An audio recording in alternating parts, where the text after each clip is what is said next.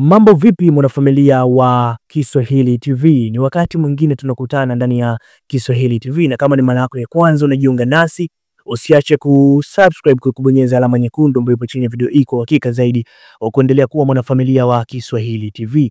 Naam, nadhani tutakuwa tunamfahamu mchungaji Mashimo ambaye mwezi mmoja uliopita wakati mtumishi wa Mungu na mwinjilisti Goodluck Gozbert alivyochoma gari yake, aliweza kuonekana mchungaji Mashimo kwenda katika kanisa la Jodevi na kuzungumza maneno fulani hivi ambayo yalikuwa yanamshukuru mchungaji Jodevi kwa kile ambacho amekifanya katika maisha yake toka apokee pesa katika mkono wake. Maisha yamebadilika sana katika maisha yake na amewajengea nyumba wazazi wake, na alitoa shukrani nyingi, na mchungaji Jodevi pia aliweza kumbariki kwa kumpa fedha na aligaragala pale kwa kuweza kupokea kile kitu.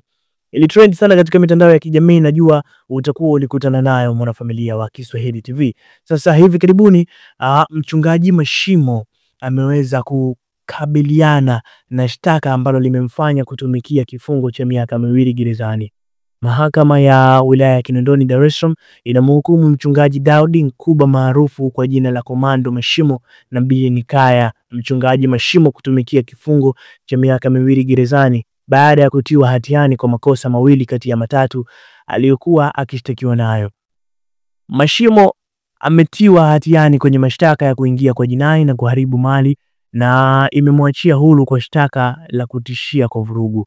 Kwenye shtaka hilo la kutishia kwa vurugu hakukutwa na chochote ambacho kilikuwa kinaonesha kuwa alitishia kwa vurugu. Mshtakiwa alikuwa anakabiliwa na mashtaka matatu. Upande wa jamhuri umethibitisha makosa mawili na kushindwa kuthibitisha shtaka la kutishia kwa vurugu kama walivyomshtaki. Hukumu hiyo inasomwa leo Machi tarehe 18, 2025 na hakimu mkazi mkuu Ramadhani Rugemalila baada ya upande wa jamhuri kuthibitisha makosa dhidi ya mshtakiwa pasi na kuacha shaka yoyote. Akisoma hukumu hiyo, hakimu Rugemalila amesema ameridhika na ushahidi uliotolewa na mashahidi watano wa upande wa jamhuri na vielelezo, ambapo wameweza kuthibitisha pasipo kuacha shaka kuwa mshtakiwa alitenda makosa hayo mawili, lakini amemwachia katika shtaka la tatu kwa kuwa jamhuri imeshindwa kuthibitisha pasipo kuacha shaka kuwa mshtakiwa alitenda kosa hilo. Mshtakiwa katika kosa la kuingia kwa jinai, mahakama inakupa adhabu ya kwenda jela miezi 6. Kosa la kuharibu mali, mahakama inakupa hatia na kukupa adhabu ya kwenda jela miaka 2. Pia mahakama inakuachia huru kwa kosa la kushtakiwa kwa vurugu kwa sababu upande wa jamhuri umeshindwa kuthibitisha shtaka hiyo.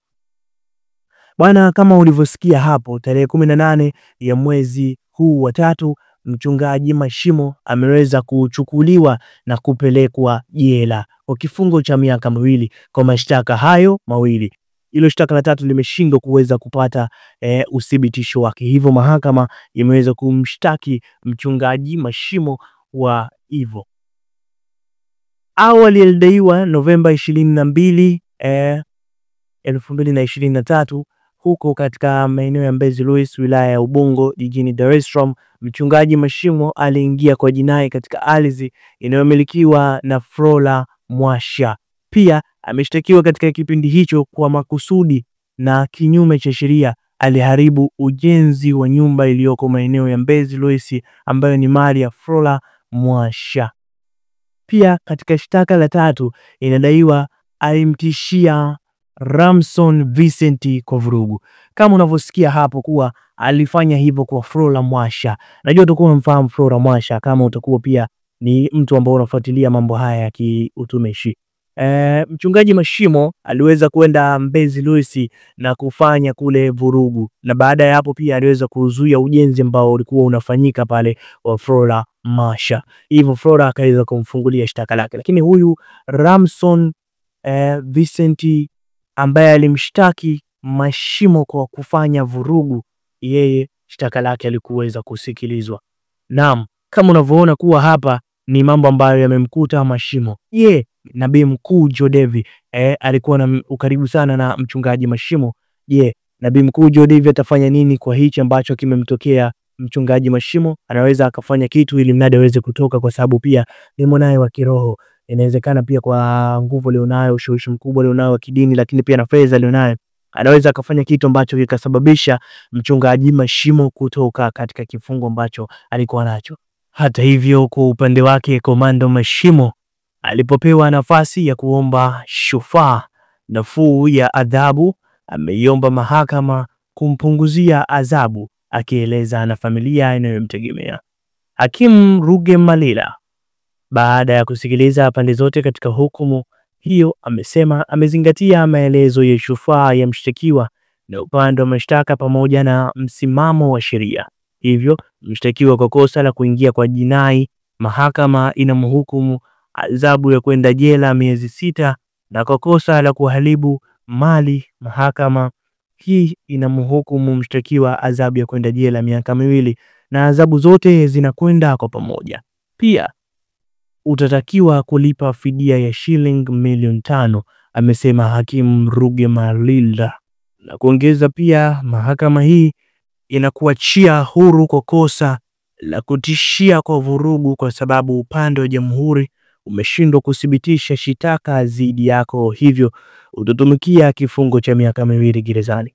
Mtazamaji, hivyo ndivyo ambavyo ilivyokuwa mchungaji Mashimo, hata baada ya kuomba apate kidogo kupunguziwa adhabu yake, na hicho ndicho ambacho Hakimu Rugemalira aliweza kuzungumza.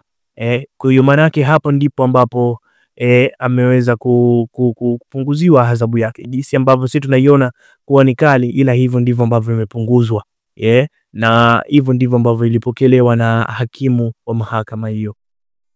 Asante mtazamaji, ulikuwa nami G Venga hapa nikikupa taarifa inayomhusu mchungaji Mashimo, na nikuache hapo. Usiache kuendelea kutufuatilia ndani ya Kiswahili TV, lakini kama una maoni yoyote kuhusiana na hili ambalo limemkuta mchungaji Mashimo, unaweza drop a comment down, alafu itakuwa ni vyema zaidi. Kile ambacho utakiandika kitakuwa kina maana pia kwenye maisha pia ya mchungaji Mashimo, au pia unaweza ukawa umewafundisha wale ambao pia wanatazama sasa hivi pamoja nawe.